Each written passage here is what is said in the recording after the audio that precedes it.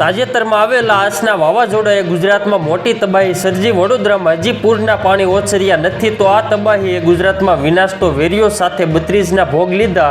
આસના વાવાઝોડાથી હજુ કળ વળી નથી ત્યારે હવે ગુજરાત તરફ અચાનક મોટું ડિપ્રેશન આવી રહ્યું છે। ઓડિશાના દરિયાકાંઠાના વિસ્તારો ઉપર એક ડિપ્રેશન સર્જાયું છે જે પશ્ચિમ અને ઉત્તર પશ્ચિમ દિશા તરફ ગતિ કરતા ગુજરાત તરફ આવી રહ્યું છે, જેને કારણે હવામાન વિભાગ દ્વારા ગુજરાત રાજ્યના કેટલાક વિસ્તારમાં ઓરેન્જ તો ક્યાંક યલો એલર્ટ જાહેર કરવામાં આવ્યું છે। ઓરિસ્સાના ડિપ્રેશનની સીધી અસર ગુજરાત પર જોવા મળશે। ફરી એકવાર રાજ્યમાં 40 કિમીની ઝડપે પવન ફૂંકાઈ શકે છે। આસના વાવાઝોડા બાદ ફરી એકવાર ગુજરાત તરફ મોટું ડીપ ડિપ્રેશન આવી રહ્યું છે।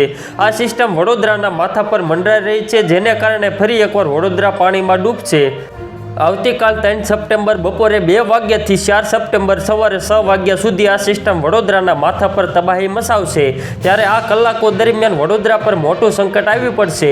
આ કલાકોમાં વડોદરામાં ભારેથી અતિ ભારે વરસાદ આવી શકે છે, ત્યારે ફરી એકવાર વડોદરા ડૂબવાના એંધાણ છે। તો મિત્રો, હાલ માટે એટલું જ। ફરી મળીએ નવી અપડેટ અને નવા સમાચાર સાથે। તે પહેલાં ખાસ કરીને વિડીયોને એક લાઇક અને RTV ગુજરાતી ન્યૂઝ યુટ્યુબ ચેનલને ખાસ કરીને સબસ્ક્રાઈબ કરવાનું ભૂલતા નહીં મિત્રો।